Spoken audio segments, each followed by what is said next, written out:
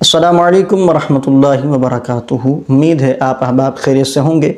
मेरी आज की ये वीडियो उन इस्लामी भाइयों और इस्लामी बहनों के लिए है कि जो तहज्जुद की नमाज़ बाकायदगी से अदा करते हैं या जब मौका मिल जाए तो उसे ज़रूर अदा करते हैं। जैसा कि सर्दियों का मौसम भी चल रहा है और ये अल्लाह की तरफ से मोमिनों के लिए, मुसलमानों के लिए गनीमत भी है कि रातें बड़ी होती हैं और रात में बार बार जो है वो आँख खुलती रहती है। तो इस दौरान तहज्जुद का भी मौका हाथ आ सकता है। अगर कुछ हिम्मत कर ली जाए तो तहज्जुद की नमाज़ अदा करने में आसानी हो सकती है, कामयाबी हमें मिल सकती है।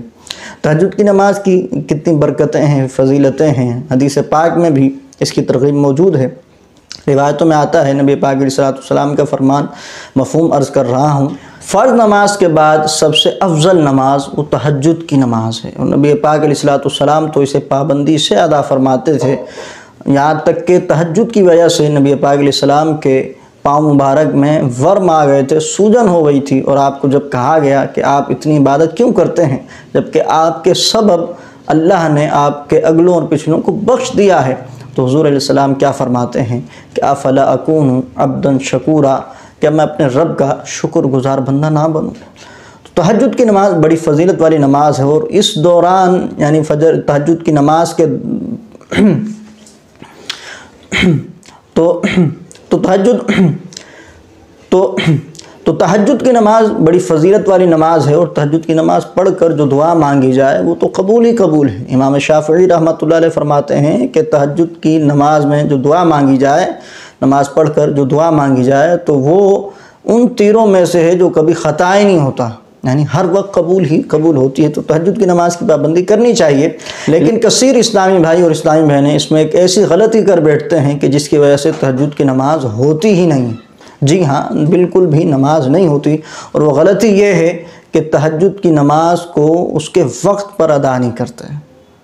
कब अदा करते हैं कि जब फजर का वक्त शुरू हो चुका होता है। अब सवाल ये है कि तहज्जुद की नमाज का वक्त कौन सा है। तो याद रखिए, तहज्जुद की नमाज का वक्त वो है जो इशा की नमाज का वक्त है। यानी आपने इशा की नमाज अदा की, इशा की नमाज अदा करने के बाद तहज्जुद का वक्त शुरू हो गया, आप कभी भी सोकर उठने के बाद ये नमाज़ पढ़ सकते हैं। यानी इशा नमाज पढ़ने के बाद आप कम से कम कुछ ना कुछ सो जाएं, वरना कम से कम ऊँघ ही लें तो भी तहज्जुद का वक्त शुरू हो जाता है। और जब तक इशा की नमाज का वक्त है तब तक तहज्जुद का वक्त है। और जैसे ही फजर का वक्त दाखिल होगा तो तहज्जुद की नमाज का वक्त ख़त्म हो जाएगा।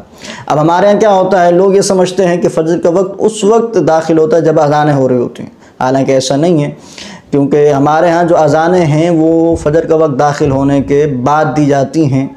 यहाँ तक कि आधा घंटा 45 मिनट भी बाद अज़ानें होती हैं, क्योंकि नमाज बहुत जो है वो देर से होती है। और जब हल्की सी सफ़ेदी आ रही होती है उस वक्त फ़जर की नमाज़ अदा की जाती है, तो अज़ानें लेट होती हैं और फ़जर का वक्त पहले ही दाखिल हो चुका होता है। लिहाजा अब जो ताख़ीर से तहज्जुद पढ़ेगा, इशा का वक्त ख़त्म हो चुका और अब वो पढ़ रहा है और फ़जर का वक्त दाखिल हो चुका है और ये उसी वक्त में पढ़ रहा है, तो ये तहज्जुद नहीं कहलाएगी, ये तहज्जुद की नमाज नहीं होगी। अब हो सकता है ये ख्याल आए जहन में कि अब हम किस तरह मालूम करें कि इशा का वक्त कहाँ तक है, कहाँ तक नहीं है, कब ख़त्म होता है, कब शुरू होता है, इसका हमें किस तरह पता चलेगा। तो इस हवाले से आजकल तो बड़ी सहूलियात मौजूद हैं। मसाजिद में जब आप जाते हैं तो वहाँ आपको कैलेंडर मिल जाते हैं कि जहाँ पे इशा का इब्तदाई वक्त और इख्तितामी वक्त लिखा होता है कि कब इशा का वक्त ख़त्म होना है।